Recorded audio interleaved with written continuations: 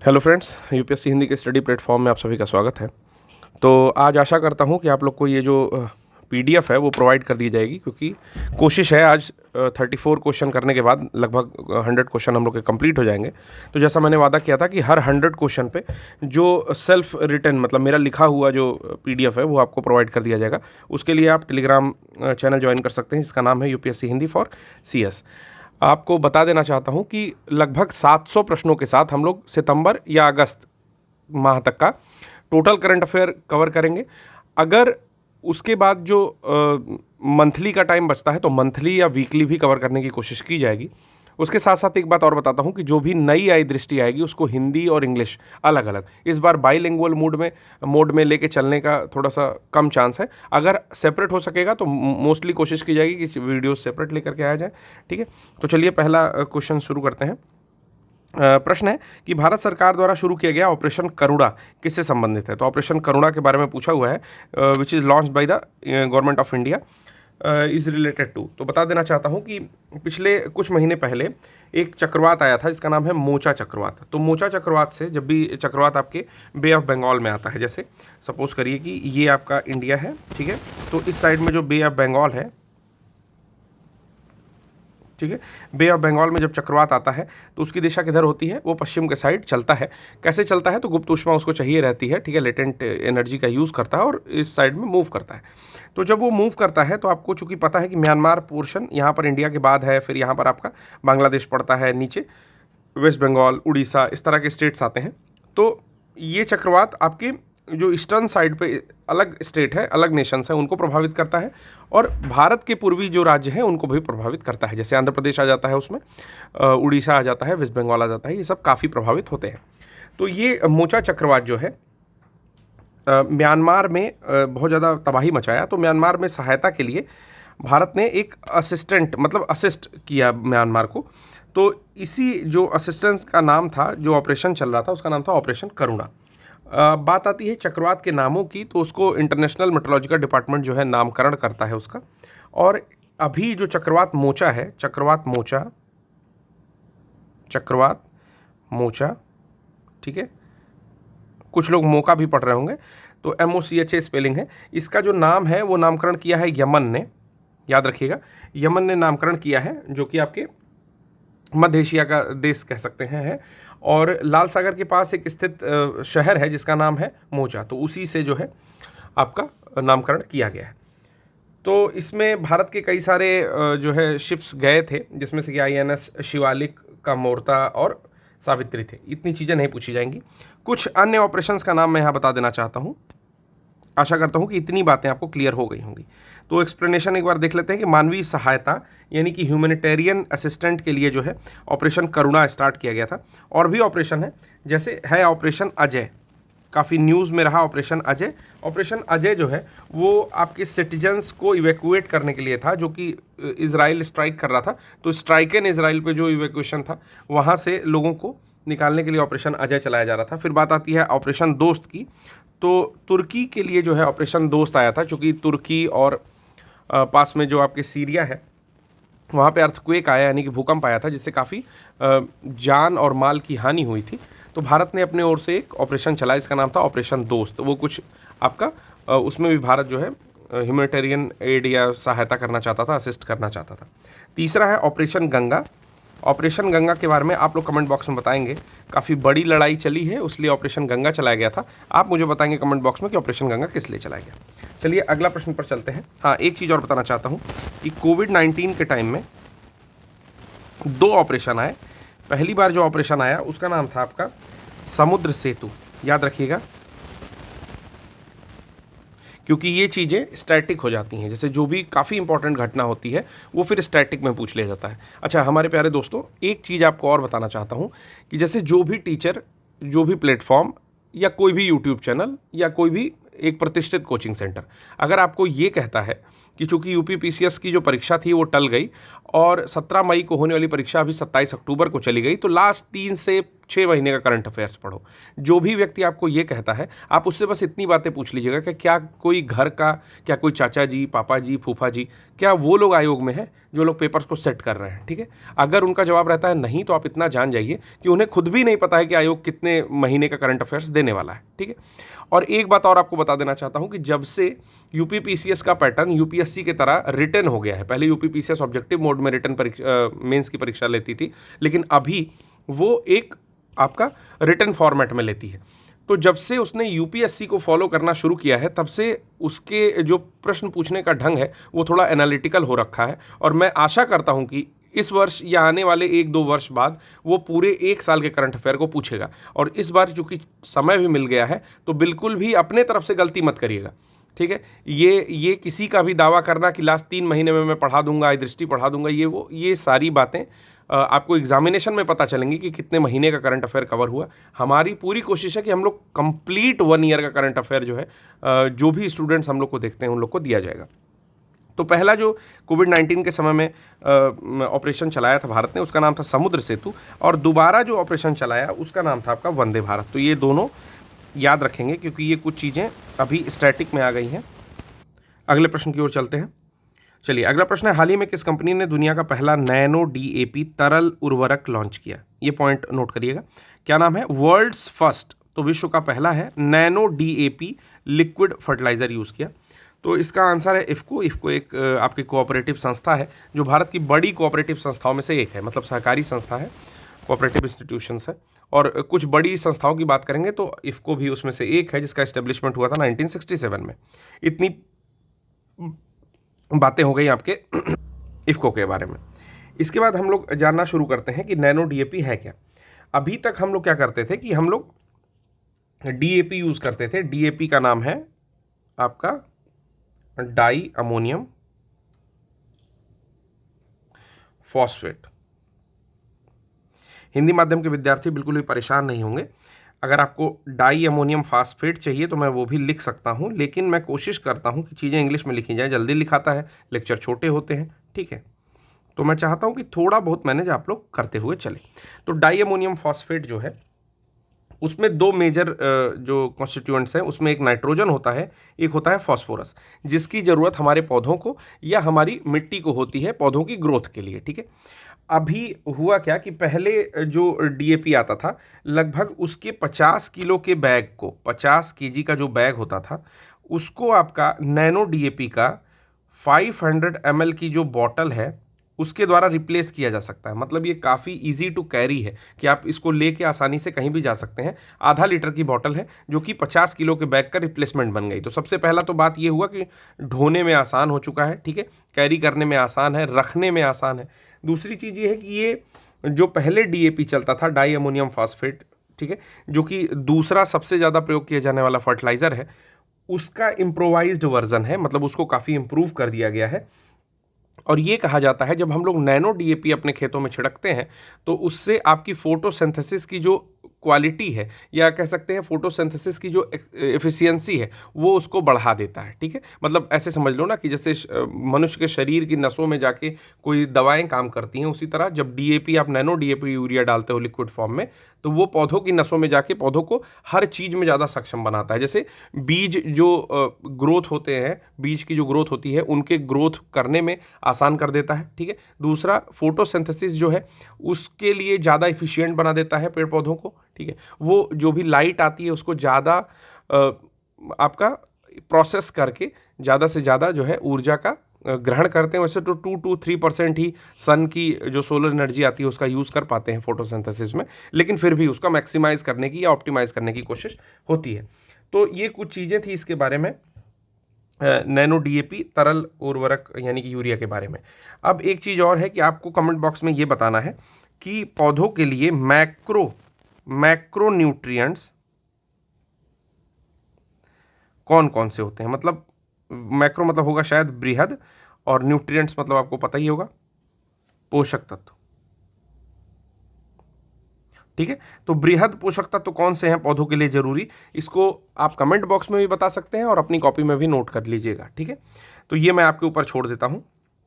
हालांकि मैं बता सकता हूँ, मैंने नोट डाउन करके सब कुछ रखा और मैं पूरा एक नोट्स प्रिपेयर करता हूँ जब भी आप लोग के लिए लेक्चर लेता हूँ कि जितनी भी ऐड ऑन करनी है चीज़ें उसको नोट करके रखा रहूँ। अब है क्या, एक बार पढ़ भी लेते हैं। गृह और सहकारिता मंत्री जो अमित शाह जी हैं, यानी कि होम मिनिस्टर हैं, इन्होंने इफ़को द्वारा नाइट्रोजन और फास्फोरस युक्त दुनिया का पहला तरल नैनो डीएपी संयंत्र जो है इसको भी लॉन्च किया है। तो ऑप्शन हो जाएगा ए, इफ़को ने इसको बनाया है, तो ये पॉइंट याद रखेंगे। फिर कहता है कि भारत सरकार ने किस शहर में पहली जल मेट्रो का शुभारंभ किया, तो उसका नाम है कोची। इसमें ज़्यादा पॉइंट याद नहीं रखना है, ठीक है। तो कोची वो शहर है, ठीक, जहाँ पर आपके प्रधानमंत्री नरेंद्र मोदी ने कोची मेट्रो रेल कॉरपोरेशन द्वारा भारत की पहली जल मेट्रो के पहले चरण को हरी झंडी दी है। पुरानी न्यूज़ है। हाल ही में वाटर विजन @2047 का सम्मेलन किस राज्य में हुआ, तो काफ़ी महत्वपूर्ण प्रश्न है, मैं इसको 1 स्टार दे रहा हूँ, परीक्षा की दृष्टि से महत्वपूर्ण है। देखिए, सबसे पहले इसमें क्या हुआ कि सभी राज्यों के जो भी मुख्यमंत्री होते हैं, ठीक है, या अगर मुख्यमंत्री नहीं प्रेजेंट है तो मंत्रियों के जो है उनको यहाँ पर बुलाया गया और वाटर विजन 2047 स्टार्ट किया गया। तो पहला जो समारोह इसमें हुआ उसका नाम था जल कलश, याद रखेंगे। पहला जो समारोह हुआ उसका नाम था जल कलश। ये जो भी न्यूज़ मैं लेके आता हूँ वो आपका डायरेक्टली जो है पीआईबी की साइट से लेकर के आता हूँ, ठीक है, प्रेस इन्फॉर्मेशन ब्यूरो के साइट से लेकर के आता हूँ, भारत सरकार की। तो जल कलश नामक समारोह से ये चीज़ स्टार्ट होती है। प्रधानमंत्री फिर जो है संबोधित करते हैं पूरी सभा को और कहते हैं कि मतलब हमारा जो लक्ष्य है 2047 के लिए, उसके बारे में भी कई सारे स्टेटमेंट्स देते हैं। तो ये आपका हुआ था मध्य प्रदेश में। मध्य प्रदेश में भी कहाँ हुआ, तो नोट डाउन कर सकते हैं कि मध्य प्रदेश के शहर भोपाल में हुआ था, ठीक है। तो ये आपका वाटर विजन 2047 का पहला सम्मेलन आपका मध्य प्रदेश के भोपाल में हुआ था। यहाँ पर कुछ चीज़ें नोट डाउन की हुई हैं, जैसे राज्य के मंत्रियों का अखिल भारतीय सम्मेलन है, जल कलश समारोह से शुरुआत हुआ, पीआईबी से मैं लेकर के न्यूज़ आता हूँ। वाटर विजन 2047 पर पहला अखिल भारतीय वार्षिक राज्य मंत्रियों का सम्मेलन भोपाल में हुआ। चलिए कब हुआ, तो काफ़ी पहले हुआ, लेकिन ये न्यूज़ काफ़ी इंपॉर्टेंट है, ठीक है। फिर कहता है कि इसमें बोला क्या प्रधानमंत्री ने, तो कहा कि 2047 के लिए हमारा जल का विजन अगले 25 वर्षों के लिए अमृतकाल की यात्रा में एक महत्वपूर्ण आयाम है। उन्होंने ये भी कहा कि जो है स्टेट को काफ़ी अवेयर होना चाहिए। अगली न्यूज़ देख लेते हैं दोस्तों कि एक रोबोट है जो काफ़ी न्यूज़ में रहा था, इसका नाम है बैंडिकूट। तो ये लगभग अमूमन सब लोग को पता होगा। रोबोट बैंडिकूट जो है वो आपका सीवेज साफ़ करने के लिए बनाया हुआ रोबोट है। कहाँ का है ये, तो ये केरल सरकार ने सीवेज साफ़ करने के लिए इसको बनाया। एक्चुअली है क्या कि जो भी मैन होल होते हैं जिनको साफ़ करना होता है उसके लिए जो स्कैवेंजर्स होते हैं उनको प्रॉपर गियर्स नहीं दिए जाते हैं। गियर्स मतलब हो गया जैसे दस्ताना नहीं दिया जाएगा, अगर शरीर पे कुछ पहनने वाले यंत्र हैं तो उनको नहीं दिया जाएगा, यंत्र मतलब कपड़े, ठीक है। और इस तरह की कोई भी चीज़ें, सेफ्टी गियर्स नहीं दिए जाते थे पहले। कई सारे रूल रेगुलेशन भी आए, लेकिन अभी केरल सरकार ने बैंडिकूट नामक एक जो है रोबोटिक तकनीक ही बना ली कि चलो रोबोट से ही साफ़ करा लेते हैं मैनहोल। तो काफ़ी बढ़िया प्रयास है। अगला देख लेते हैं कि भारत के राष्ट्रपति ने हाल ही में किस उद्यान में गज उत्सव 2023 का शुभारंभ किया, ठीक है। तो न्यूज़ पुरानी है, लेकिन ये इसमें ये इंपॉर्टेंट है कि इस तरह की न्यूज़ जो भी, जैसे गज उत्सव हो गया, ठीक है, तो ये चीज़ें स्टैटिक पोर्शन में आ जाती हैं। फिर चूंकि एग्जाम हुआ नहीं तो ये काफ़ी लंबे समय तक पूछी जा सकती हैं। तो इसका आंसर है काजीरंगा राष्ट्रीय उद्यान, ठीक है। काजीरंगा राष्ट्रीय उद्यान कहाँ पड़ता है आपको कमेंट बॉक्स में बताना है, ठीक। और उसी स्टेट में और कौन कौन से राष्ट्रीय उद्यान पड़ते हैं। वैसे काजीरंगा राष्ट्रीय उद्यान जो है वन हॉर्न राइनो के लिए भी जाना जाता है, ठीक है। तो ये था गज उत्सव के बारे में। यहाँ पर द्रौपदी मुर्मू ने इसको जो है उद्घाटन किया गज उत्सव का। हाल ही में दूसरी भारतीय चावल कांग्रेस किस भारतीय राज्य में आयोजित की गई, तो जो चावल कांग्रेस है वो भारतीय राज्य उड़ीसा में आयोजित की गई थी, ठीक है। इसमें ज़्यादा टाइम नहीं लेंगे। इंपॉर्टेंट इसमें यह है कि 6वीं इंटरनेशनल राइस कांग्रेस जो हुई अभी हाल ही में, वो आपके अक्टूबर 2023 में मनीला, फिलीपींस की राजधानी में हुई है। फिलीपींस की राजधानी मनीला है, वहाँ पर 6वीं इंटरनेशनल राइस कांग्रेस हुई है, ठीक है। तो इसमें ज़्यादा कुछ आपको नहीं जानना है। आगे चलते हैं अगले प्रश्न पर। किस भारतीय शहर में WHO global centre for traditional medicine की स्थापना की गई, तो ये जो है किया गया है आपके जामनगर में। याद रखिएगा WHO global centre for traditional medicine, दोनों में इंग्लिश हिंदी दोनों सेम है। तो इसकी स्थापना आपके जामनगर में की गई। बता देना चाहता हूँ कि हेडक्वार्टर जो है आपके WHO का वो आपका पड़ता है जेनेवा,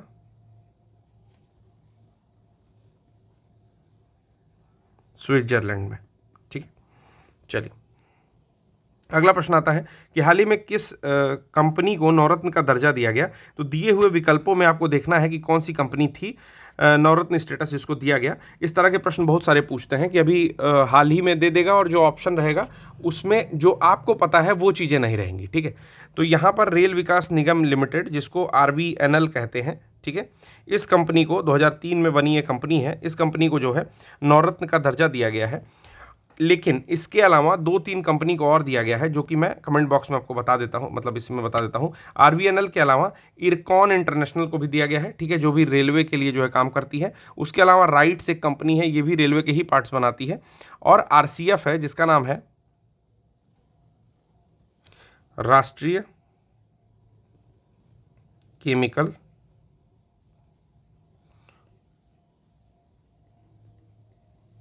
फर्टिलाइजर्स, RCF। बाकी ये तीनों कंपनी रेलवे की है, ठीक है। इरकॉन, RVNL और राइट्स, ठीक है, डायरेक्टली और इनडायरेक्टली रेलवे के लिए ही काम करती है। तो इन तीनों कंपनी को भी नवरत्न का दर्जा दिया गया है। तो ये चारों नाम आप याद रखेंगे, जो भी पूछेगा आपसे। अगर मोर देन वन टाइप का ऑप्शन होता है तो एक से अधिक मार देंगे, नहीं तो फिर आप ये करके कर देंगे। टोटल 16 नवरत्न कंपनियां हैं भारत में। फिर आपका अगला प्रश्न है कि consider the following statements. Basoli painting, नाम याद रखिएगा। बसोली पेंटिंग काफ़ी ज़्यादा न्यूज़ में है। Basohli painting from Jammu Kashmir obtained GI tag. GI tag इसको मिला है, भौगोलिक संकेतक दिया गया है। It is the first time that the Jammu region got a GI tag for handicraft. तो ये पहली बार है जब जम्मू कश्मीर को हैंडीक्राफ्ट के लिए GI टैग मिला है। तो आपसे पूछता है कि कौन सा ऑप्शन करेक्ट है। ओनली वन, ओनली टू, 1 और 2 बोथ। तो इसमें 1 और 2 दोनों है। बसोली पेंटिंग जो है जम्मू कश्मीर की है, उसको GI टैग मिला है।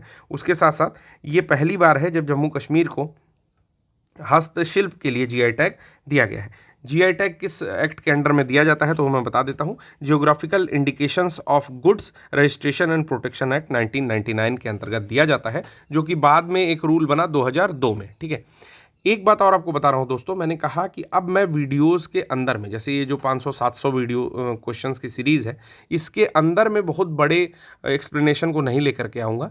मैं एक सेपरेट वीडियो बनाऊँगा। तो आज एक सेपरेट वीडियो आने वाली है जो कि आपका GI टैग से रिलेटेड है। हो सकता है कि इस वीडियो को देखने से पहले ही वो वीडियो आ जाए, तो उस वीडियो को भी जरूर देखते रहिए और उसको प्रमोट करने की कोशिश करिए, ठीक है, ज़्यादा से ज़्यादा। क्योंकि देखिए GI टैग ऐसी चीज़ है कि अगर उसको आप नोट डाउन नहीं करोगे तो वो चीज़ें याद नहीं होंगी। तो कोशिश करिए जब वीडियो आए तो उसको नोट डाउन भी करते चलिए। अगला प्रश्न देखते हैं कि भारत का कौन सा जिला पहला संवैधानिक रूप से साक्षर जिला बन गया है। Which district of India has become the constitutionally literate district. तो काफ़ी टफ काम था, लेकिन आपको भी पता है कि पहले तो लिटरेट होना चाहिए, तब तो कॉन्स्टिट्यूशन के बारे में जानकारी होगी। तो अगर उसी बेसिस पर ऑप्शन देखा जाए तो ऑप्शन आपका जो है कोल्लम हो जाएगा डायरेक्टली, ठीक है। कोल्लम वो डिस्ट्रिक्ट है जो कि कॉन्स्टिट्यूशनली लिटरेट बन गया है। कोल्लम कहाँ का डिस्ट्रिक्ट है, तो जहाँ पर लिटरेसी सबसे ज़्यादा होगी वहीं का डिस्ट्रिक्ट होगा। तो केरल का डिस्ट्रिक्ट है कोल्लम, जो कि आपका कॉन्स्टिट्यूशनली लिटरेट हो गया है। कॉन्स्टिट्यूशनली लिटरेट होने का मतलब ये है, संवैधानिक रूप से साक्षर होने का मतलब ये है कि आपको अपने संविधान के बारे में पता है, आपको अपने संवैधानिक हकों के बारे में पता है। तो काफ़ी टफ काम था, लेकिन जो है केरल की जो सरकार थी उसने बहुत ही अच्छे प्रयास के द्वारा इस जो डिस्ट्रिक्ट है उसको आपका कॉन्स्टिट्यूशनली लिटरेट की पोजीशन में ला करके खड़ा कर दिया। बात करते हैं कि विश्व का पहला 200 मीटर का बांस क्रैश बैरियर कौन सा है। तो काफ़ी न्यूज़ में था, लास्ट ईयर की न्यूज़ है, बाहुबली जो है उसका नाम है। तो अगर कभी रैंडमली पूछ लेता है तो उसलिए जो है नाम याद रखिएगा। एक बांस क्रैश बैरियर बनाया गया है। जैसे आप जब हाईवे पर चलते होगे, सपोज करो ये हाईवे है, ठीक है, ये हाईवे है, तो आपको पता है यहाँ पर जो है एल्युमिनियम के ऐसे ऐसे बाड़े लगे होते हैं, ठीक है, बैरियर्स लगे होते हैं। इसी बैरियर्स की जगह पर बांस के बैरियर्स जो है लगा दिए गए हैं, तो इसी का नाम दिया गया है बाहुबली। ओके, चलिए अगले प्रश्न पर चलते हैं। भारत का कौन सा वन्य जीव अभ्यारण्य भारत का 53वां टाइगर रिजर्व बना है। Which wild life sanctuary of India will become the 53rd tiger reserve in India. तो इसका नाम है रानीपुर वाइल्ड लाइफ सेंचुरी। यहाँ पर 4 ऑप्शन दिए हैं, बोरी नेशनल, चंबल और आपका कतरनिया घाट वन्यजीव अभ्यारण्य। तो इसमें से आपका जो करेक्ट ऑप्शन है वो है Ranipur wild life century. Ranipur wild life century जो है उत्तर प्रदेश में पड़ता है और ये 53वां टाइगर रिजर्व होगा। आपको कमेंट बॉक्स में बताना है कि which is the largest tiger reserve in India, कौन सा सबसे बड़ा टाइगर रिजर्व है भारत में, ठीक है। रानीपुर जो है 53वां बाघ अभ्यारण्य बनाया गया है और राज्य का तीसरा बाघ अभ्यारण्य है। तो ये भी बताना है कि यूपी में अन्य 2 बाघ अभ्यारण्य कौन कौन से हैं। एक मैंने बताया रानीपुर बाघ अभयारण्य है। 2 के नाम आपको बताने हैं कमेंट बॉक्स में कि कौन कौन से बाघ अभयारण्य और पढ़ते हैं। देखिए यूपी की चीज़ें मैं थोड़ी हाईलाइट इसलिए करते हुए चलता हूं दोस्तों, क्योंकि देखो यार भटकाव बहुत ज़्यादा है। सब लोग यही क्लेम करते हैं कि हमारा कोचिंग पढ़ लो, हमारा सबका लक्ष्य कुछ ऐसा रहता है कि हाँ हमारे वहाँ पढ़ लो, हमें पैसा दे दो, हमारा पेड कोर्स जो है थोड़ा महंगा मिल रहा है, तुम ज्वाइन कर लो इसको, बहुत अच्छी क्वालिटी देंगे। लेकिन वास्तविकता ये है कि एग्जामिनेशन में जब आप पेपर उठा के देखोगे ना, तो प्री का पेपर तो मुझे लगता है यूपीएससी तो बिल्कुल ही जनरल क्वेश्चन पूछती है। जनरल क्वेश्चन का मतलब ये नहीं होता आसान, जनरल क्वेश्चन का मतलब है एक व्यापक क्वेश्चन पूछती है। कोई भी स्टूडेंट बैठे, किसी भी स्ट्रीम का बैठे, उसको उतनी ही चीज़ें आएंगी जितनी कि एक अद्भुत व्यक्ति को आएंगी। ठीक है, तो यूपीएससी ये जानना चाहती है कि आप अपने एटमॉस्फियर को लेकर के, आप अपने आसपास की सराउंडिंग्स को लेकर के, आप अपने सरकार को लेकर के, ठीक है, आप अपने प्रोडक्ट्स को लेकर के जो यूज़ करते हो, आप अपने जीव जंतुओं को लेकर के, ठीक है, कितने ज़्यादा अवेयर हो। मैं एक क्वेश्चन किसी दिन आपको ऐसे ही बताऊंगा, उसमें क्वेश्चन पूछा हुआ था यूपीएससी में। आप सोचिएगा कि क्या किसी कोचिंग ने कवर कराया। यूपीएससी ने क्वेश्चन पूछा था कि निम्न में से कौन सा जानवर नॉक्टर्नल है। ठीक है, नॉक्टर्नल मतलब होता है रात्रिचर है। ठीक, अब ये क्वेश्चन मिलने के बाद जब मैंने ये क्वेश्चन पढ़ा तो मैंने बस फोटोज़ याद करना स्टार्ट किया कि ये जानवर जब मैंने देखा तो फोटो कब की थी। तो मैंने केवल फोटो याद करके ये बता दिया कि चूंकि इसकी मैक्सिमम फोटोज़ जो मैंने देखी वो रात के अंधेरे की हैं, ठीक है, या मैक्सिमम फोटोज़ जो देखी वो दिन में है। तो इसी से आइडिया लग गया कि जो फोटो मेरे दिमाग में कहीं संकलित है, कहीं रखी हुई है, उसमें फोटोज़ तो सारी की सारी डे लाइट में है। तो जब भी कोई नॉक्टर्नल होगा तो उसकी मोस्टली फ़ोटो रात में मिलेगी। जैसे आप उल्लू की फ़ोटो सर्च करो तो उल्लू की जो भी फ़ोटो सर्च करोगे वो रात की ही फ़ोटो मिलेगी, आँख चमकती हुई मिलेगी। ठीक है, उल्लू के आसपास कोई सीन नहीं दिख रहा होगा। ऐसा नहीं कि दिन में बैठा हुआ है पेड़, हरे भरे चीज़ें, साफ आसमान, ऐसा फ़ोटो नहीं पाओगे। तो वो पूछता है कि आपका एप्टीट्यूड कैसा है, आपकी अवेयरनेस कैसी है। आप जिला अधिकारी बनना चाहते हो, या आप आईपीएस बनना चाहते हो, आईएफएस बनना चाहते हो, आप इतनी बड़ी संस्थाओं के मालिक होना चाहते हो, लेकिन आपके पास छोटी बेसिक अवेयरनेस नहीं है। आप जहां बैठ रहे हो आप ये नहीं देख रहे हो कि वहां पे मतलब क्या चीज़ें आपके आसपास हैं, आप कॉन्शियस नहीं हो। तो यूपीएससी तो बड़ा डिफरेंट एग्जाम लेती है। अब ठीक उसी पैटर्न पे यूपीपीसीएस भी जा रही है। जब एग्जाम में पेपर आता है तो पता चला कि पोथा पढ़ पढ़ जग मुआ, पूरा पढ़ के गए थे, लेकिन चीज़ें क्या हो रही हैं, 80 क्वेश्चन करते करते जो है ये लगने लगा कि अब जो बाकी 60 है उसमें से कम 30 में तो डाउट है ही। ठीक है, तो इस तरह का ही पेपर बनाया जाता है। तो किसी कोचिंग को, किसी संस्था को मैं ऐसा कुछ नहीं बोल रहा हूँ, लेकिन बात यह है कि किसी का क्लेम करना कि हमारे ही वहाँ से आएगा, ये बड़ा फ्रॉड बातचीत है। ठीक है, तो आप लोग कोशिश करिए कि अपने ऊपर विश्वास रखिए, जो पढ़े हैं उसको बार बार रिवाइज करिए, और जो मैं पढ़ा रहा हूँ फ्री ऑफ कॉस्ट चल रहा है ये, इसको सम्मान दीजिए और सम्मानपूर्वक देखिए। जैसे देखिए, जब तक आप किसी भी व्यक्ति के प्रति श्रद्धा नहीं रखोगे, आपको वो कोई भी, जैसे उससे कोई लाभ नहीं होने वाला है। अगर ऐसे सपोज करो कि आपने किसी को आदर दिया तो वो भी आपको आदर देगा। ठीक है, तो इसी तरह आपने विद्या को, जैसे जो मैं पढ़ा रहा हूँ, ये मेरे ऊपर मत देखो कि ये सर पढ़ा रहे हैं या ये बोल रहे हैं। आप ये देखो, ये मतलब जो शब्द है एक एक, ये क्या है, विद्या है ना, ये सरस्वती माता की देन होती है। तो ये चीज़ें जैसे प्रभु का प्रसाद है ना, तो आप इसको ले लीजिए। आपको नहीं लेने का मन है मत लीजिए, आपको लेने का मन है ले लीजिए। ठीक है, और आप तभी ले पाओगे जब आपके मन में श्रद्धा रहेगी। मैं ये नहीं कहता मेरे प्रति रखो, लेकिन जो चीज़ें यहाँ से जा रही हैं, जो विद्या जा रही है, जो भी चीज़ें पढ़ाई जा रही हैं, उनके प्रति एटलीस्ट जो है समर्पण थोड़ा सा होना चाहिए। ठीक है, तो यूपीपीसीएस की चीज़ें मैं हमेशा थोड़ा हाईलाइट करता हूँ। तो बाकी दोनों अभ्यारण्य के नाम आप कमेंट बॉक्स में बताइएगा। अगला प्रश्न है कि विश्व की सबसे लंबी नदी यात्रा के रूप में किसे जाना जाता है। तो देखिए, अभी आपको पता है कि भारत में जो है गंगा विलास नाम से जो है मोटर वेसल चली है, जिसका पूरा नाम है MV गंगा विलास। ठीक है, तो बनारस से शुरू होकर के डिब्रूगढ़ के आसपास जा रही है। इसमें कुछ आपके जो अंतर्देशीय जलमार्ग हैं वो भी कवर होते हैं, नेशनल वाटरवे 1 और 2। ठीक है, आपको बताना है नेशनल वाटरवे 3 का नाम कमेंट बॉक्स में। ठीक है, तो इसका नाम है गंगा विलास, सबसे लंबी नदी यात्रा है, टोटल 3200 किलोमीटर की यात्रा करती है। MV रिवर क्रूज इसका नाम है, या गंगा विलास। ठीक है, वाराणसी से शुरू होती है, डिब्रूगढ़ तक जाती है। नेशनल वाटरवे 1 का नाम मैं बता देता हूँ, चूँकि भारत में ही नदियों को जोड़ करके नेशनल वाटरवे टाइप का बनाया गया है, ठीक है। तो नेशनल वाटरवे ये है कि गंगा नदी में एमवी गंगा विलास उतरी और वो फिर नदियों से ही होते होते वो ब्रह्मपुत्र तक चली जाएगी, असम तक जा रही है, डिब्रूगढ़ तक, ठीक है। तो पहला नेशनल वाटरवे जो है वो हल्दिया को इलाहाबाद से जोड़ता है, तो पहला ये है, ठीक है, याद रखिएगा। एग्जामिनेशन में डायरेक्टली पूछता है कि NW1 का कहाँ से कहाँ तक जुड़ा हुआ है। दूसरा है धुबरी से सादिया, ठीक, एक बांग्लादेश के पास पड़ता है और जो आपका दूसरा है असम में पड़ता है, सादिया। चलिए अगला प्रश्न देखते हैं कि हाल ही में कौन सा देश G7 देश, मतलब वो G7 देशों में आता है, चीन की बेल्ट एंड रोड पहल यानी कि belt and road initiative BRI से बाहर हो गया है। तो वही चीज़ इंग्लिश में कहता है कि G7 country recently withdrew from China's belt and road initiative. तो China belt and road initiative बना रहा है, आपको पता होगा, ठीक है। तो वो किसी G7 कंट्रीज से होकर के जाती है जिसने अपना नाम वापस ले लिया है कि भाई इस बेल्ट एंड रोड इनिशिएटिव में मैं नहीं रहूँगा, ठीक है। तो इसका नाम है इटली। काफ़ी ज़्यादा न्यूज़ में था और चूंकि इंटरनेशनल न्यूज़ है तो कहीं भी पूछी जा सकती है। आपको बताना है कि इटली की मुद्रा और इटली की राजधानी क्या है, ठीक है। चलिए एक चीज़ और बताना है कि इटली के जस्ट बगल में, ठीक है, जैसे सपोज करो कि ये इटली है, ठीक, थोड़ा सा ऐसे नहीं है, ठीक है। तो इस साइड में, वेस्ट साइड में कौन सा एक छोटा सागर पड़ता है, उसका भी नाम आपको बताना है।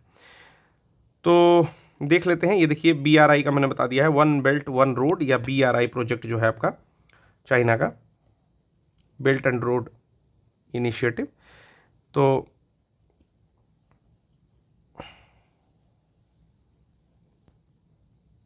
इसमें अगर आप देखेंगे तो 2 रोड दिखाई गई हैं। एक मैरीटाइम सिल्क रोड इनिशिएटिव दिखाया गया है, ठीक है, जो आपकी यहाँ पर ग्वांगझाऊ और इस सबको जोड़ते हुए मलेशिया के आसपास से जाते हुए यहाँ पर कोलंबो जाते हुए नैरोबी से जिबूती होते हुए एथेंस और फिर वेनिस तक जाता है, ठीक, पहला ये हो गया।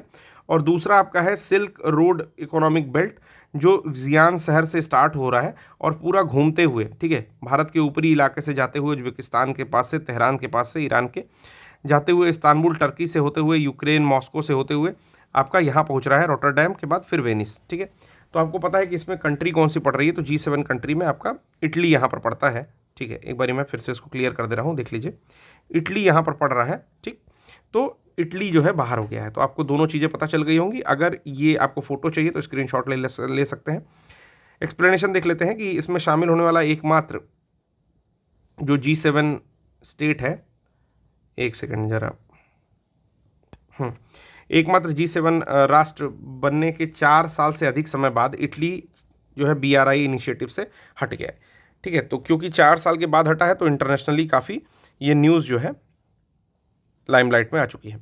अगला कहता है, अपना क्वेश्चन देखते हैं कि हाल ही में भारत दौरे पर आए ओमान के सुल्तान का नाम क्या था। तो सिंपली आपसे ओमान के सुल्तान का नाम पूछ रहा है। मैं अभी आपको ओमान की लोकेशन भी बता देता हूँ। तो what was the name of Oman Sultan recently visited India. तो उनका नाम था आपका सुल्तान हैथम बिन तारिक। सुल्तान हैथम बिन तारिक जो है वो ओमान के सुल्तान का नाम था। जब आप अरेबियन पेनिनसुला में जाओगे तो इस तरह से कुछ जो है पेनिनसुला बनता है। यहाँ पर 2 कंट्रीज पड़ती हैं, पहला पड़ता है यमन, ठीक है, और यहाँ पर पड़ता है ओमान, ठीक। लेकिन एक बात आपको और बताना चाहता हूँ कि ये जो पेनिनसुला है, चूँकि ये यहाँ के बाद जो है ये थोड़ा सा इस तरह का थोड़ा निकला हुआ है, ठीक, सेम ऐसा पोर्शन। तो ये जो पोर्शन फिर से एक बनता है ना, जहाँ पर आपका हॉर्मुज का संधि पड़ेगा, हॉर्मुज स्ट्रेट पड़ता है, ये पोर्शन भी ओमान के ही अंडर में आता है। तो एक बारी क्वेश्चन भी पूछा हुआ है, ठीक है, 2 कंट्रीज़ का नाम देकर के कि ये जो पॉइंट है हॉर्मुज वो 2 किन देशों के बीच में है। तो बेसिकली एक देश उसमें से ओमान होगा। एक बारी जाकर के आप अभी मैप चेक करना, ठीक है, तो आपको ये पॉइंट जो है क्लियरली दिख जाएगा, ठीक है। चलिए आगे चलते हैं। तो आप इसी से समझ जाइए कि UPPCS में कैसे क्वेश्चन पूछने लगे हैं, ठीक है। तो आपको भी एक बार देखना है कि स्ट्रेट ऑफ हॉर्मुज जो है वो किन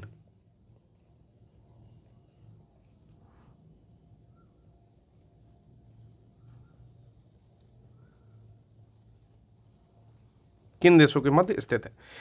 तो देखिए, सुल्तान हैथम बिन तारिक जो है वो आधिकारिक राजकीय यात्रा किया है, और सबसे इंपॉर्टेंट इसलिए हो जाता है क्योंकि 25 वर्षों में ओमान के सुल्तान की भारत में पहली यात्रा है। समझ रहे हैं कि पिछले 2000 के बाद से और 1999 के बाद से कोई भी यात्रा सुल्तान की नहीं हुई थी, तो इसलिए ये न्यूज़ काफ़ी इंपॉर्टेंट हो जाती है। अगली प्रश्न देखते हैं कि प्रोजेक्ट जेमिनी, काफ़ी ज़्यादा न्यूज़ में था कि प्रोजेक्ट जेमिनी जो है उसकी शुरुआत किसने किया है, तो उसकी शुरुआत आपकी गूगल ने किया है। सब लोग अपना एक एआई बना रहे हैं। आप गूगल पर जाकर के जेमिनी लिखिएगा, एआई ऑफ गूगल लिखेंगे तो उसमें जेमिनी लिख करके आ जाएगा, ठीक है। इस तरह के स्टार लगा करके कई सारे ऐसे ऐसे जेमिनी लिख करके आ जाएगा। और जेमिनी जो है उसका एक आपका कृत्रिम बुद्धिमत्ता या आर्टिफिशियल इंटेलिजेंस मॉडल है, ठीक है। तो गूगल का एक प्रोजेक्ट था जेमिनी, और भारत सहित ये 170 से अधिक देशों में प्रदर्शित किया गया है या उपलब्ध है। अगला प्रश्न देखते हैं कि हाल ही में किस देश ने चौथी पीढ़ी का परमाणु संयंत्र शुरू किया। तो देखिए, चौथी पीढ़ी का परमाणु संयंत्र यानी कि 4th जनरेशन न्यूक्लियर प्लांट, तो अभी तक जो चल रहा है वो सामान्यतः 3rd जनरेशन का न्यूक्लियर प्लांट चल रहा है। और ये बेतुका काम कौन कर सकता है? चारों ऑप्शन देखने के बाद इटली, फ्रांस, जापान और चाइना। आपको पता है कि इटली, फ्रांस, जापान सब के सब जो है आपके डेवलप्ड कंट्रीज़ में आते हैं, लेकिन इन लोग को इतनी भरी परेशानी नहीं है जितना परेशानी चाइना को है। जैसे चाइना दूसरा सूरज बना दे रहा है। चाइना जो है अभी हाल ही में, अभी मुझे लगता है 1 वीक पहले की बात है, एक नया जो है अपना स्पेस शटल भेज करके वहाँ पर जो मून का आपका डार्क साइड है उधर इसने भी अपना एक यान जो है उतार दिया। और इस तरह की जितने भी उल फजूल काम करता है, जैसे चमगादड़ खा के कोरोना फैलाने का काम, हालांकि इसकी आधिकारिक पुष्टि नहीं है, बस मैं ऐसे ही बोल दे रहा हूँ, तो ये सब काम जो है चाइना ही करता है। तो इसने 4th जनरेशन का न्यूक्लियर प्लांट भी शुरू कर दिया है, ठीक है। काफ़ी टाइम से कोशिश कर रहा था, बहुत सारी कंट्रीज़ के पास है इसके फार्मूला, लेकिन इसने जो है उसको स्टार्ट कर दिया है। तो पूर्वी शेडोंग प्रांत में जो है शिदावोवन संयंत्र में पहली बार चौथी पीढ़ी का परमाणु संयंत्र लॉन्च किया गया है, और ये गैस कूल्ड न्यूक्लियर रिएक्टर होता है। तो ये भी पॉइंट याद रखेंगे कि ये जो 4th जनरेशन का होता है ये गैस कूल्ड न्यूक्लियर रिएक्टर होता है। दोस्तों, एक बात और कहना चाहता हूँ कि जो भी टॉपिक आपको थोड़ा भी कन्फ्यूज़न है, आप वो टॉपिक मुझे कमेंट बॉक्स में लिख दो। जैसे अगर आपको 5 टॉपिक में कन्फ्यूज़न है तो आप 5 टॉपिक लिख दो कि सर ये वाला टॉपिक, ये टॉपिक जो है बिल्कुल समझ में नहीं आता है, मैं उस पर सेपरेट वीडियो आपके लिए 5-7 मिनट, 7 मिनट, 10 मिनट, 15 मिनट जैसी होगी कंप्लीट इन्फॉर्मेशन के साथ फ्री ऑफ कॉस्ट आपको यूपीएससी हिंदी के चैनल पर प्रोवाइड कर दूंगा। चलिए, हाँ, लेकिन संवाद जरूरी है, बातचीत करते रहो कमेंट बॉक्स में। आप देखते होगे कि जितने भी कमेंट्स आते हैं मैं मोस्टली के रिप्लाई करने की कोशिश करता हूँ, ठीक है। तो बदले में क्या चाहिए? बदले में आप लोग का सपोर्ट चाहिए कि आप लोग जो है ज़्यादा से ज़्यादा लाइक कर सकते हो। नहीं लाइक कर सकते हो तो एटलीस्ट कमेंट करो, मैं आपके लिए वीडियो बनाऊँ। अगर आपको अच्छा लग रहा है तो फिर चीज़ें जो है कमेंट में या लाइक्स में बदल जाएंगी, शेयर भी करने लगोगे, ठीक है। तो पहले सर्विस ले लीजिए, उसके बाद जो है फिर बात करते हैं हिंद महासागर रिम एसोसिएशन की अध्यक्षता करेगा भारत कब। अभी जो है वो रिम एसोसिएशन श्रीलंका के पास है इसकी अध्यक्षता, और भारत यहाँ पर उपाध्यक्ष की श्रेणी में है, ठीक है। तो जो अभी का दौर चल रहा है 2 साल के लिए, इसमें तो अभी श्रीलंका के पास है, यानी कि 2023 से 25 तक के लिए श्रीलंका के पास है। 25 से 27 वाला जो दौर होगा वो भारत के पास होगा। तो ऑप्शन बी इसका करेक्ट होगा। इंडियन ओशियन रिम एसोसिएशन, जिसको आयोरा भी बोलते हैं, ठीक है, इसकी स्थापना भारत की ही मदद से हुई थी, ठीक है। कब हुई थी? 1997 में। उसका हेडक्वार्टर पड़ता है एवेने, मॉरिशस में। तो 23वीं बैठक श्रीलंका कोलंबो में आयोजित हुई, और आयोरा के उपाध्यक्ष के रूप में जो है अभी भारत है इस अवधि के लिए, और बाद में जो है 2025 से 27 की अवधि के लिए ये अध्यक्ष की भूमिका निभाएगा। ऑप्शन बी है, याद रखिएगा, भारत 2025 से 27 तक के लिए इसका अध्यक्ष बनेगा। 5 आई संगठन में कौन सा देश नहीं है? तो आपको पता है कि अभी कनाडा का जो मुद्दा हुआ था उसमें 5 आई संगठन ने कनाडा ने ये कहा था कि भाई मुझे इन्फॉर्मेशन मिली है, तो पता चला कि 5 आई संगठन ने इनको इन्फॉर्मेशन दी थी, ठीक है। तो कनाडा का पूरा मुद्दा क्या है आप एक बार डाल दीजिएगा, Canada matter about India and 5 आई कोलायंस, मतलब अलायंस, ठीक है। तो आपको पूरा मैटर पता चल जाएगा। तो इसमें इंडिया जो है वो शामिल नहीं है 5 आई अलायंस में। कौन कौन है? तो सारे बड़े देश है 4, जैसे 5 है, सॉरी, ऑस्ट्रेलिया है, कनाडा है, न्यूजीलैंड है, यूनाइटेड किंगडम और संयुक्त राज्य अमेरिका है। मतलब आप यहाँ से स्टार्ट करो, कनाडा, यूएसए, ठीक है, फिर आप नीचे आ जाओ, ऑस्ट्रेलिया, न्यूजीलैंड, ठीक है, और सॉरी यहाँ पर यूके, ठीक है। इस तरह से कुछ जो है कंट्रीज़ यहाँ पर हैं। तो ये खुफिया संगठन है जो आपस में डेटा जो है साझा करता है। अगला प्रश्न है, भारत मध्य पूर्व यूरोप कॉरिडोर स्थलों का पश्चिम से पूर्व का सही क्रम क्या होगा? तो देखिए, काफ़ी अच्छा प्रश्न है, तो इसको डायरेक्टली नहीं बता सकता, ठीक है। आंसर बताने का कोई मतलब नहीं है, मैं आपको सीधे फोटो दिखा देता हूँ कि ये कहाँ से स्टार्ट होगा। तो सबसे पहले तो जान जाइए पीरियस से ही स्टार्ट होगा, क्योंकि इसमें पश्चिम से पूर्व का क्रम पूछा हुआ है। लेकिन एक बारी अगर आप फोटो देख लोगे तो आपको चीज़ें क्लियर हो जाएंगी। चलिए मैं फोटो दिखाता हूँ आपको। देखिए देखिए ये है फोटो। तो इसमें आप देख रहे हो कि, एक सेकेंड, इसमें आप देख रहे हो कि यहाँ पीरियस से जो है ये स्टार्ट हो रहा है India middle east Europe corridor, जिसका नाम है IMEC। सपोज करो यही टॉपिक नहीं क्लियर है तो आप यही लिख दिए कि सर IMEC कॉरिडोर बिल्कुल समझ में नहीं आता है, ठीक है। और ये आता है मुंबई तक। तो चूंकि जो ऑप्शन दिया हुआ है उसमें सारी जगह का नाम नहीं दिया हुआ है, तो आप इसको शॉर्ट फॉर्म में किसी तरह से याद कर सकते हो, जैसे PA लिख लो, H लिख दो, ठीक है, A लिख दो, H लिख दो, R लिख दो, H लिख दो, ठीक है, JAM लिख दो, कुछ ऐसे लिख दो, ठीक है। फराह पढ़ सकते हो इसको, ठीक है, फराह जैम देना, ठीक है। तो इस तरह से आप कुछ शॉर्ट बना सकते हैं कि IMEC में कैसे करेंगे कि IMEC फराह जैम देना, ऐसा कुछ बना दिया। अब वो आपको हमेशा याद रहेगा कि P के बाद H है, यानी कि पीरियस के बाद हाइफा है, तो इस तरह से ऑप्शन जो हो जाता है इसका B जो है करेक्ट हो जाएगा। फोटो मैंने दिखा दिया, इसका एक बारी फोटो ले लो आप लोग, ठीक है, स्क्रीनशॉट ले लो, एक सेकेंड, हाँ ये लिखा हुआ है, स्क्रीनशॉट ले लो। चलिए ओके, छोटा कर दीजिए। अगला प्रश्न है, ये कह रहा है कि अपनी हालिया ग्रीस यात्रा के दौरान भारत के प्रधानमंत्री ने किस पुरस्कार से सम्मानित किया गया? During his recent visit to Greece,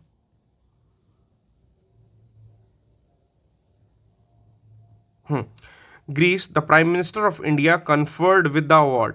कौन सा अवार्ड इनको मिला है? तो इनको मिला है ऑर्डर ऑफ द ऑनर का ग्रैंड क्रॉस, ठीक है। ऑर्डर ऑफ ऑनर का grand cross means the grand cross of the order of honour.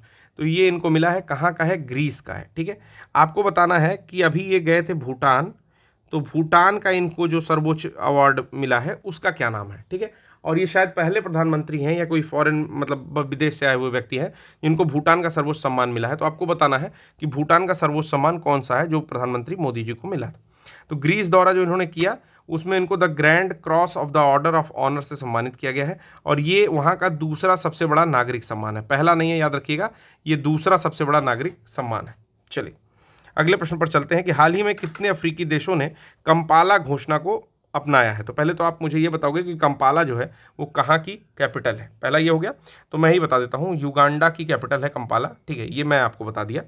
अभी कंपाला डिक्लेरेशन आया है। कंपाला डिक्लेरेशन जो है वो बेसिकली आपका KDMECC के नाम से आया है, KDMECC के नाम से आया है। मैं बता रहा हूँ क्या नाम है इसका। तो इसका नाम है आपका कंपाला मिनिस्ट्रियल डिक्लेरेशन, ठीक है, मिनिस्ट्रियल डिक्लेरेशन माइग्रेशन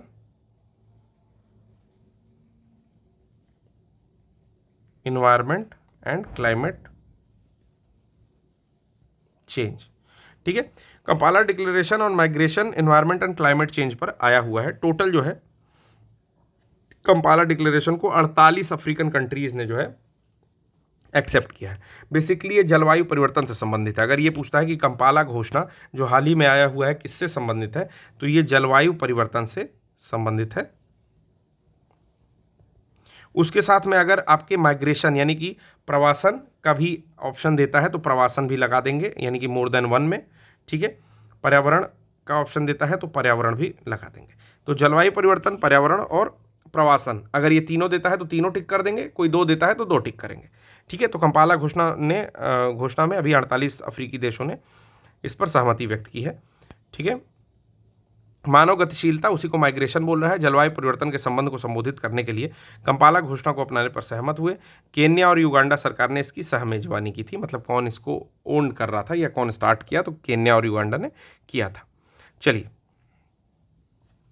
विश्व का पहला आर्टिफिशियल इंटेलिजेंस सुरक्षा शिखर सम्मेलन 2023 कहाँ स्थित ब्लेचले पार्क में आयोजित किया गया? सबसे पहली बात ये बता देना चाहता हूँ कि ये जो बेलचले पार्क लिख रहा है या ब्लेचले, यहाँ पर इंग्लिश ज़्यादा बेटर है, तो ब्लेचले पार्क जो है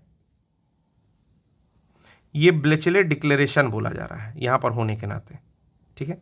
आपको ये पता है कि आर्टिफिशियल इंटेलिजेंस या AI या कृत्रिम बुद्धिमत्ता भविष्य के जीवन के लिए कितनी ज़्यादा खतरनाक हो सकती है, क्योंकि यहाँ पर अच्छे दिमाग से ज़्यादा क्रिमिनल माइंडेड ज़्यादा है, ठीक है। तो कोई भी आपका जैसे डीप फेक की चीज़ें चल रही है, डीप फेक ये होता है कि कोई भी व्यक्ति आपकी आवाज़ में आपका वीडियो बना करके आपके फ़ोटो की सहायता से उन चीज़ों को इंटरनेट पर वायरल कर दे और आपका जो है अस्तित्व संकट में पड़ जाए, ठीक है। तो इसी को डीप फेक कहते हैं। इसी तरह से आर्टिफिशियल इंटेलिजेंस एक कृत्रिम बुद्धिमत्ता है, मतलब मनुष्य जो भी कार्य कर सकता है आर्टिफिशियल इंटेलिजेंस की मदद से वो काम मशीनों के द्वारा कराया जा सकता है। तो आर्टिफिशियल इंटेलिजेंस का अगर सही यूज़ नहीं होता है तो मानव जाति के लिए बहुत बड़ा एक सेटबैक होगा या घातक सिद्ध हो सकती है या मानव जाति खत्म भी हो सकती है। बिल्कुल, आपने बहुत सारे टर्मिनेटर शायद या हाँ टर्मिनेटर, ट्रांसफार्मर्स, इस तरह की मूवीज़ देखी होंगी कि किस तरह से एक मशीनीकृत जो है इंसान वास्तविक इंसानी जाति को ख़त्म करने पर तुला हुआ है। तो इसके लिए इसके बारे में चिंता व्यक्त की गई और इसके लिए जो है एक डिक्लेरेशन या एक आयोजन जो है इस्टेब्लिश किया गया या उसको व्यवस्थित किया गया, मीटिंग हेल्ड की गई। तो ये कहता है इंग्लिश में कि इट्स कॉम्प्रिहेंसिव स्नैपशॉट और of global understanding of artificial intelligence promises and risk, ये इसकी एक थीम होती है डिक्लेरेशन की। तो ये अभी आपके हुआ है यूके के लंदन में, ठीक है। तो लंदन में ये जो ब्लेचले पार्क में आयोजित हुआ है, तो याद रखिएगा ये पूरी बात क्या है कि आर्टिफिशियल इंटेलिजेंस का सुरक्षा शिखर सम्मेलन 2023 आयोजित किया गया, यूके में आयोजित किया गया है, ठीक है।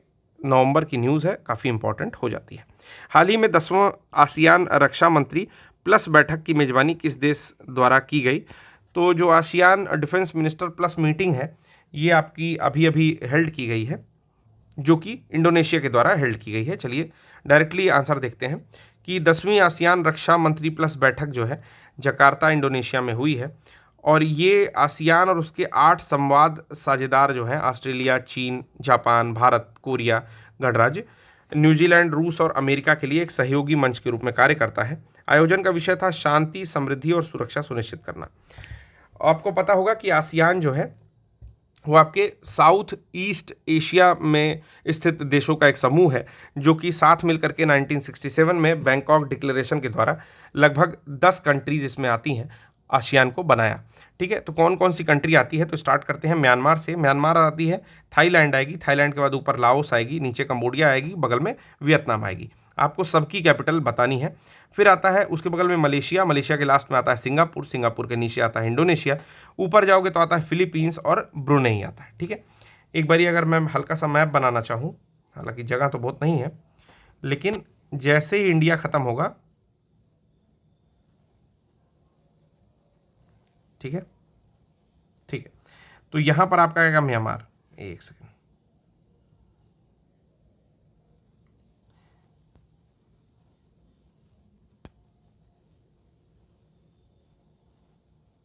यहाँ पर आएगा म्यांमार, ठीक है। म्यांमार के बगल में म्यांमार के बगल में आएगा थाईलैंड, थाईलैंड के बगल में आएगा लाओस ऊपर की ओर, ठीक है, और कंबोडिया आएगा आपके नीचे की ओर और वियतनाम बगल में आएगा, ठीक है। तो ये इतनी कंट्रीज हो गई। फिर आएगा आपका मलेशिया, मलेशिया के किनारे आएगा आपका सिंगापुर, सिंगापुर के बाद आएगा इंडोनेशिया, पूरा ऐसे फैला हुआ है दूर तक। इंडोनेशिया के ऊपर जाओगे तो आएगा यहाँ पर फिलीपींस टुकड़े में, और यहाँ बीच में एक कंट्री है, ठीक है, द्वीप है बेसिकली बोर्नियो, बोर्नियो पर आएगा आपका ब्रुनेई, ठीक है। बोर्नियो द्वीप पर पूरी तरह से ब्रुनेई ही अवस्थित है। टोटल 3 देश हैं बोर्नियो पर। आपको कमेंट बॉक्स में बताना है कि बोर्नियो पर कौन कौन से 3 देश स्थित हैं। एक तो मैंने बता दिया ब्रुनेई है, जहाँ की राजधानी है बंदर सेरी। आपको बताना है कि 2 और कंट्रीज़ कौन सी हैं। जाइए आप एक मैप लीजिए या एटलस उठाइए, एटलस में आप अभी अभी खोज के तुरंत कमेंट बॉक्स में लिखिए, बिल्कुल देर नहीं करना है। नेक्स्ट क्वेश्चन पे नहीं जाना है, पॉज करो, जाओ देखो, फिर उसके बाद आंसर करो। चलो, अंतर्राष्ट्रीय संग्रहालय एक्सपो, इंटरनेशनल म्यूजियम एक्सपो जो है वो कहाँ हुआ? तो इंटरनेशनल म्यूजियम एक्सपो अभी अभी नई दिल्ली में आयोजित किया गया है। तो पूछ रहा है इसका शुभंकर क्या था? तो शुभंकर था डांसिंग गर्ल, ठीक है, याद रखेंगे। इसका जो आपका मैस्कट था नृत्य करती हुई लड़की। देख लेते हैं क्या है इसमें। 47वां जो इंटरनेशनल म्यूजियम डे सेलिब्रेट किया जा रहा था आपके मई के महीने में, तो उसमें अंतर्राष्ट्रीय संग्रहालय एक्सपो 2023 प्रगति मैदान में हुआ था। इसका शुभंकर डांसिंग गर्ल था, जो कि समकालीन संस्करण चेन्नापट्टनम शैली में लकड़ी से बना है। चेन्नापट्टनम शैली जो आर्ट एंड कल्चर की PT 365 है उसमें मैंने पढ़ाया है, तो जाके आप किसी वीडियो में रेफर कर लीजिएगा। थीम क्या है इसकी कि museum sustainability and well being, यानी कि संग्रहालय स्थिरता और भलाई जो है इसकी थीम थी। तो ये भी पॉइंट याद रखेंगे। अगला है 15वां ब्रिक्स शिखर सम्मेलन में भारत के प्रधानमंत्री ने ब्राजील के राष्ट्रपति को क्या उपहार दिया? तो मध्य प्रदेश की गोंड चित्रकला थी, गोंड पेंटिंग फ्रॉम मध्य प्रदेश। यही उपहार जो है 15वें ब्रिक्स समिट में ब्राजीलियन प्रेसिडेंट को मिलता है। किसके द्वारा मिलता है? तो प्रधानमंत्री मोदी जी के द्वारा मिलता है। इसके बारे में पूरी एक डिस्कशन यहाँ पर दिया हुआ है। कह रहा है कि ब्रिक्स शिखर सम्मेलन हुआ आपका 2023 में अगस्त के महीने में, लास्ट अगस्त में दक्षिण अफ्रीका के जोहान्सबर्ग में आयोजित किया गया था। ये पॉइंट इंपॉर्टेंट है कि दक्षिण अफ्रीका के जोहान्सबर्ग में आयोजित किया गया। और अपनी सदस्यता जो है ब्रिक्स ने ब्रिक्स प्लस बनाने के लिए उसको 11 करने की घोषणा की है। इसमें मिस्र, ईरान, सऊदी अरब, संयुक्त अरब अमीरात, इथियोपिया और अर्जेंटीना नए सदस्य होंगे। तो जितनी कंट्रीज़ दी हुई हैं सबकी कैपिटल एटलीस्ट प्रिपेयर होनी चाहिए। क्यों? क्योंकि जब भी कोई नई कंट्री किसी नए संस्था में जुड़ती है, किसी संस्थान में जुड़ती है, तो उसकी कैपिटल इंपॉर्टेंट हो जाती है, उसकी लोकेशन इंपॉर्टेंट हो जाती है, उसके ऊपर क्वेश्चन पूछने की संभावना, सपोज करिए कि अगर पहले 20% चांस था तो करीबन उसके बाद प्लस 40% और हो जाता है, मतलब 60% चांस है कि इन कंट्रीज से क्वेश्चन आ सकते हैं। तो जोहान्सबर्ग में जो ब्रिक्स सम्मेलन हुआ तो उसमें राष्ट्राध्यक्षों के समूह में प्रधानमंत्री नरेंद्र मोदी ने दक्षिण अफ्रीका के जो राष्ट्रपति हैं उनको दिया। प्रधानमंत्री मोदी ने ब्राजील के राष्ट्रपति लूला डिसिल्वा, ठीक है, आधा नाम याद करिए, लूला डिसिल्वा को मध्य प्रदेश की गोंड पेंटिंग उपहार में दी। और जो है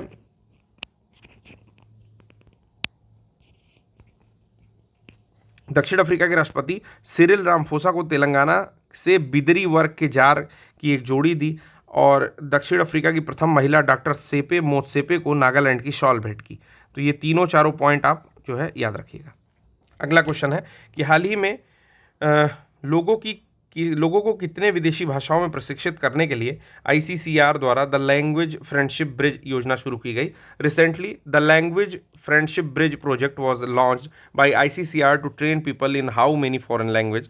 कितनी भाषाओं में ICCR द्वारा जो है ट्रेन किया जा रहा है? तो इसका आंसर है 10 भाषाएं हैं टोटल, आंसर 10 है, ठीक है। तो 10 भाषाओं में जो है ICCR द्वारा ट्रेन किया जा रहा है।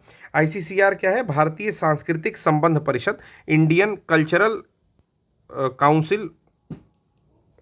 कल्चरल रिलेशन काउंसिल, ऐसा करके कुछ है। लोगों को प्रशिक्षित करने के लिए जो है 10 भाषाओं में विशेषज्ञों की एक कौशल पूल बनाने के लिए द लैंग्वेज फ्रेंडशिप ब्रिज नामक एक संस्था जो है या परियोजना शुरू की गई है।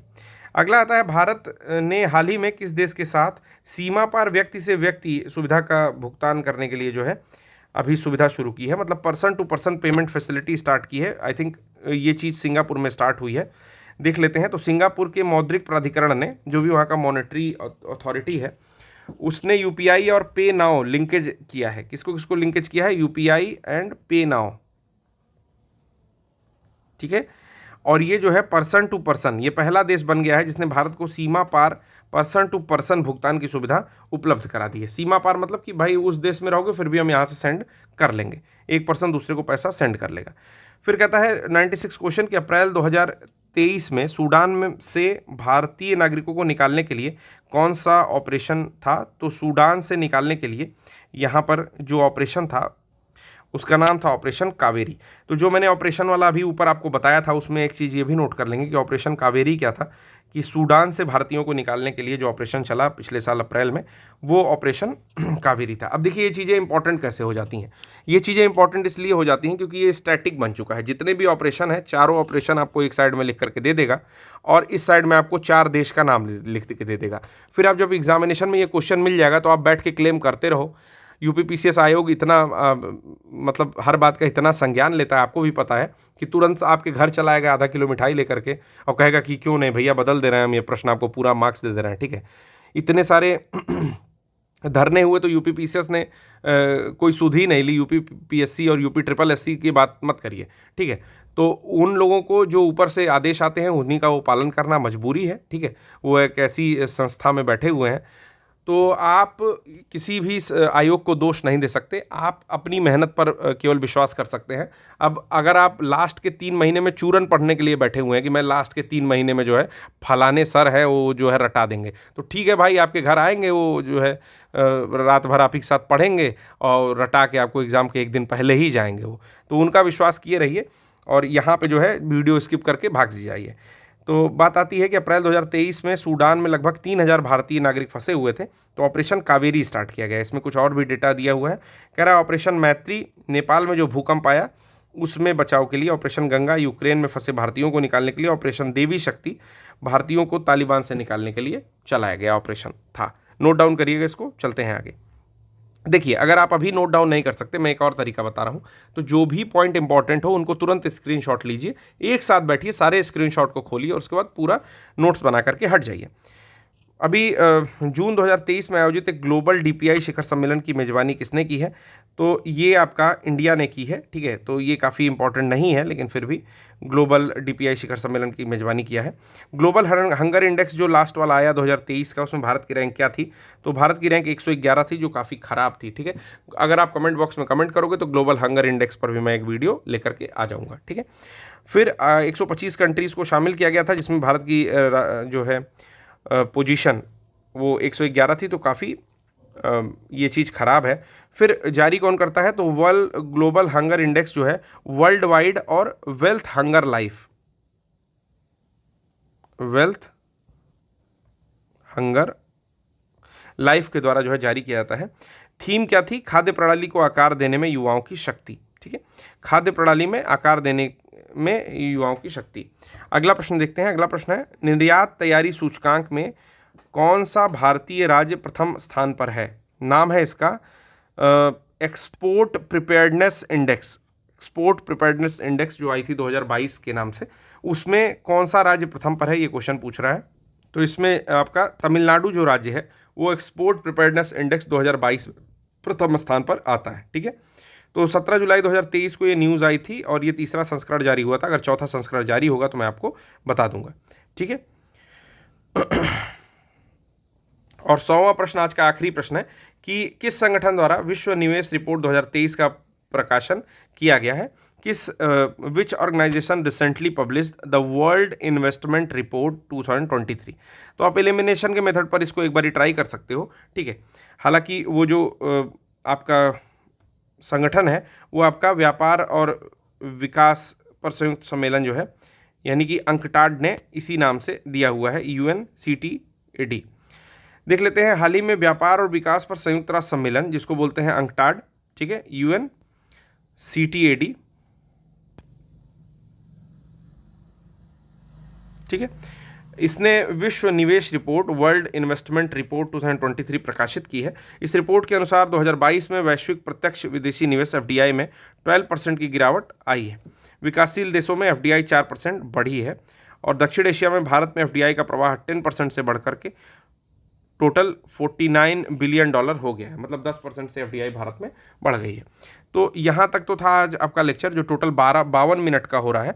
मैं एक बारी और सुझाव देना चाहता हूँ कि जो भी हमारे फ्रेंड 1 गो में देखते हैं लेक्चर, वो 1.25 या 1.5 पे देख सकते हैं। और जैसा मैंने बताया कि जब चीज़ें तुरंत नहीं लिखनी हो तो स्क्रीनशॉट लेके रख लें। और इस लेक्चर को ख़त्म होने के बाद पहले तो आप कमेंट कर दें जिस भी टॉपिक पे आपको वीडियो चाहिए या कोई पॉइंट इसमें समझ में नहीं आया, इन दोनों चीज़ों का मैं स्वागत करता हूँ। और जितने भी पॉइंट अपने स्क्रीनशॉट लिए हैं उनको नोट जरूर कर लें, ठीक है। और एक चीज़ और, किसी भी जो है उसमें झांसे में मत रहें कि कोई भगवान आपके लिए बैठा हुआ है जो आपको सीधे पेपर दे देगा 1 महीने पहले। इस सब झांसे में मत रहें, निरंतर जो है कोशिश करते रहें। वो कछुए वाला कहानी, कछुए और खरगोश वाला मत भूलें। आप एक कदम रोज़ बढ़ाओ। वो 3 महीने लास्ट के प्रिपेयर कर लूँगा मैं करंट अफेयर और सारा GS, इसके लिए मत बैठे रहो, ठीक है। चलिए, आज के लिए बस इतना ही। धन्यवाद।